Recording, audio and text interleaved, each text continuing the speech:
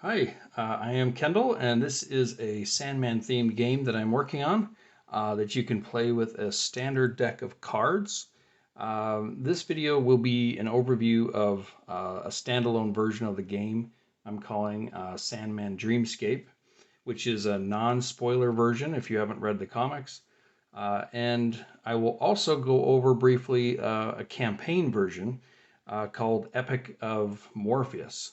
Um, that one will have spoilers from the comics. So I'm just going to do a brief overview today, and then I'll have a separate video playthrough for the standalone game. The game takes about 20 minutes to play, and it requires very little setup. And these games are based on Neil Gaiman's Sandman comics. If you haven't read them, I highly, highly recommend it. And stick around to the end if you want to try the campaign version. I'll have more information on that.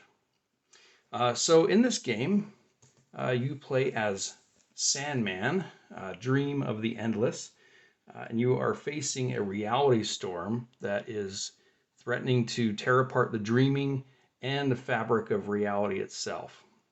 So you will navigate the dreamscape, which is a grid of 16 cards, and then confront the core of the reality storm, which takes the form of the fates or the kindly ones. Your goal is to overcome the final conflict by winning the final trick against the kindly ones and surviving in the process. If you win the final trick and you don't take more than 2 damage, then you have won. Otherwise, you have been defeated. So what you need to play is a standard deck of cards and a few cubes are helpful. And then you'll need a little bit more to play the campaign, and I'll go cover that in a minute. I'm working on a concept for a custom deck, as you can see here. This is just placeholder art from the comics and online. I would love a final version of, with custom art, but that would depend on a lot of things, and that's a different conversation for a different day. But I wanted to go over some of the cards and what they represent. So, the Ace of Spades represents death. The King of Dreams is represented by the King of Spades. I have Despair as the Queen of Spades. And the Jack of Spades kind of reminds me of destruction. Also using the 2 jokers to also work as spades so that we can get a few more of the endless. We have Destiny and Delirium are also 11 in value. So we have all of the endless here besides Desire. Desire is not a spade in this sense because spades are helpful and there's a function I'll show. But the twin of Despair being a 12, Desire is also a 12, but 12 of Hearts. And these cards, in fact, I've got 2 images so that on one side, if you are, having this card in your hand and it's supporting you, you can imagine it is someone like Rose Walker, versus if it's this way, Desire would never, help you, at least in this game. So, and then some of the other cards, just a few fun ones. I've got the Corinthian as the Jack of Diamonds. The other side, I've got Gilbert. The King of Hearts, 13 of Hearts, I've got as Lucifer. And I've got Lucian on the other side as a support. So, and then you have your dream tools. And in the campaign, you'll actually have chapters. I'm calling these levels chapters, where you are regaining your dream tools. Your pouch of dream sand, your helm, and your ruby dreamstone. The aces and the court cards of spades, as well as the jokers, these are all called support cards, and I will demonstrate how these are used in the game in a minute. just wanted to show those off. So to set up for this standalone game, we have the kindly ones represented by the Queen of Clubs right here. And then we have the Seven of Spades, King of Hearts, which is Lucifer, and the Jack of Diamonds, which is the Corinthian. These three cards will get, these represent power. And as you make mistakes, you'll actually add cards to the power for the final conflict. And the Dreamscape is represented by these 16 cards. So these are just shuffled. After you set up this, you shuffle, set up the Dreamscape, and you deal a hand of 10 cards to yourself, which you can look at all your cards, and then you deal a hand of 10 cards to Murphy, and Murphy has a visible limit of 5 cards, and when they use a card, they'll replenish. And Murphy is helping you. He is a lingering essence of your identity that was connected to part of the dreaming, the scurries. And since Murphy is an aspect of you, the turn order between you and Murphy doesn't matter per trick. So we have these cubes here. We're going to place on any cards that are valued 5, 6, or 7. And that means that these cards are ones that, and I've got different colors, it doesn't matter here. These cards are tricks that you can't win, or you're trying not to win. And if you win accidentally, then you will add the highest card from the trick to this stack of power for the final hand.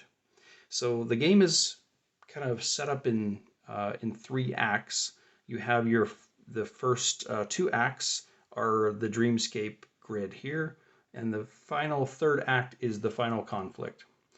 The first act is really your first 10 cards, and then you get the remainder of the cards.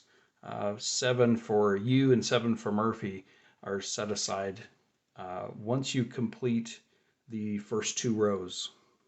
So once the first 2 rows of the Dreamscape are gone, you'll each get 7 new cards. That starts Act 2. You finish the Dreamscape, and then you'll have Act 3.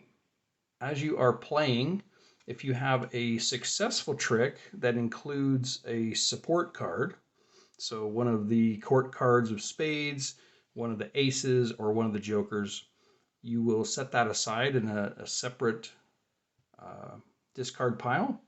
Those cards will actually assist you in the final conflict. So that would include dream tools like the aces and those other cards. So your goal is to work through the Dreamscape, knowing that you may make some mistakes and it will make the final conflict more difficult, but with the idea that you do need to win to defeat the final trick and to not take more than 2 damage. And damage is not part of the Dreamscape, but it's part of the 3rd act. Part of the campaign mode is that each chapter, each level, has a little different rule to the base mechanics and a little more thematic tie-in. So the standalone game does have a rule where the cards in the Dreamscape, based on their values, odd or even, the odd numbers have to be taken or won by Murphy, and the even cards have to be won by you. But of course, the cubes remind you that those are tricks you're not supposed to win. There is an exception, and that is with support cards. So this Joker represents destiny or delirium. It's an 11 of spades, or a jack.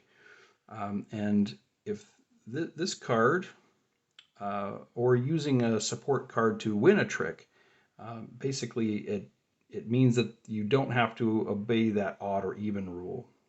So in this case, 11 is odd, and it's a trick that Murphy should win, and but I would be okay to win this trick also.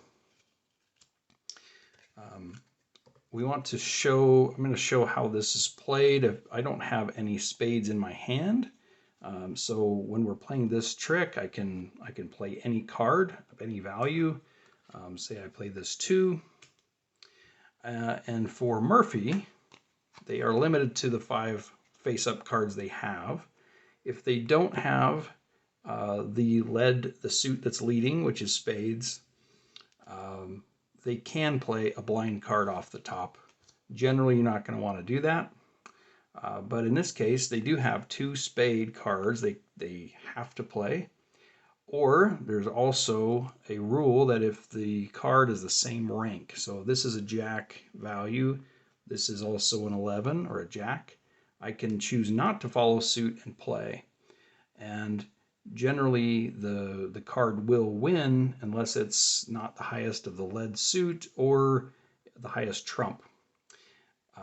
So it's a little tricky, but basically these rules allow for the trump cards that are out here in the dreamscape not to be completely difficult to win, so that you can in fact win. So I can win this with Murphy because it's the same rank, and if it's a spade card in the dreamscape, then you don't need a spade to win. So this support card would be added to a separate discard pile. The rest would go to a generic discard. So that's a successful trick. Now to show an unsuccessful trick, again, I have no spades. And in this case, well, actually, let's show the hearts here. I have to play lower than a 7, which I'm able to do. Murphy is unable to do that because they have a heart. So they're going to win that trick, and instead of just putting these all in the discard, the highest card will be added to the power of the final conflict. So that is how that works. These 2 will be set aside. So again, if you have an error, either Murphy wins an even card and they aren't supposed to, or you win an odd card and you aren't supposed to, or either of you win one of these tricks with a cube on it and you aren't supposed to, then you're adding the highest card of the trick or the highest spade, actually, to this pile. Okay, so the final act, Act 3, we've got all these errors that have stacked up. We've got a total of 8, including the final trick. So we need 8 cards. These are the last 2 cards, one of yours, one of Murphy's. And for this final act, you're on your own. Murphy is not with you. We do have some support that's stacked up along the way. So we have these endless cards, and we have these dream tools. Basically, for your last hand, you are allowed to take dream tools into your hand. So if I take these in, I'm going to need to add 4 random cards. These are just from the shuffle discard. So if I draw 4 cards, I've got these to deal with. This is my hand, and the way this game works is the final conflict leads the trick. You have to follow either suit or you can match rank, but you also have these support cards can be added either as a +1 or +2 or -1 or -2, so that if you need an exact hit, you can use them. So let's start here. We have a 9. Luckily, I do have a 9, so I can avoid having to use my spade, my trump suits. So I'm going to do this, which claims the trick. If I can't claim a trick, that's a wound or a damage. I can only take 2. If I take 3, then that's game over. So in this case, I do have a jack. So I could play the ace or the jack. I'll do the jack in this case. All right. We've got a heart. All right. I have to follow suit in this case, so I'm going to do a heart. 7. So we could play the queen or the ace. Just in case, so I can save this queen just in case I don't have a club at the end or a spade, I can claim that trick with another queen. So I'm going to save the queen and play the ace. Okay, so I have to follow suit. In this case, so I will play that. I can use these to boost it, so there'd be a +2 is a 4, plus another 2 is a 6, plus a 7, it'd be 1. So 3 cards to do that. Alternately, I could play this, and even though I'm not following suit, if I add one of these, it does follow suit. So in that case, it's a +2, so this becomes a 7, and I can win that trick. Okay. We have an 8. I can use a trump suit since I don't have clubs. And I can trump that one, and now I have an exact hit. So that's an example of a perfect win, and I do have 3 cards left over. To calculate your score, it's the tricks that you won against a card that's a court card or higher. So jack or higher, that's 1, 2, 3, and 4. So 4 points plus any unused support. So 7 points is my score. Okay, so the difference for playing the campaign version is it's good to have some cubes. You'll also want a 6-sided die, and and then I have these objective cards. There's 22 of them. And again, spoiler warnings, this does follow the story of Morpheus in the comic. The campaign itself, it's similar in that the chapters are 20 minutes each, and so you can play them all together, and it's between 3 and 4 hours of gameplay, or you can just spread that out into increments of 20-minute chapters that work better for you. So I have the 22 objective cards helps you walk through because each chapter has a little different rules, a little bit different objectives. So the first thing you do is you flip over the first one, and you have the Frontiers of Nightmare. This is where you start, and you have this domain track to work through. So the points that we just talked about at the end of a chapter, these are what will move you along the track. And the cards have some narrative on them. They also have specific setup. So they'll tell you what you are setting up for, what the objective is. And as you complete these, you'll have more cards that fill in. Basically, you are reclaiming the dreaming. So let me just show these off. So as you are moving through, these just represent different parts of the dreaming. And your die is moving along. If you take damage, you move the 3 pips down to 2, 2 pips down to 1, and obviously you can't go lower than 1, and that's the end. So as you're playing, you can use domain to heal yourself. So if you're at a 2, you can use 3 domain, so you go back 3 spaces in order to heal up 1. And you can only heal to a maximum of 3. So you are making your way through the dreaming and reclaiming, and you have to be careful about the amount of points you can gain because you want to get to the castle at the heart of the dreaming, as it were. And I've got it at 42, the meaning of life, the universe, and everything. So if you make it to the 42, you've made it to the center of the dreaming. then you have won. So again, these objective cards do have lots of spoilers, but I will have these available if you're interested. I think the best part of this game is experiencing the story of Morpheus in a fun and immersive way, and the ability to break up gameplay into 20-minute increments. Each chapter having unique objectives, thematic adjustments to the rules.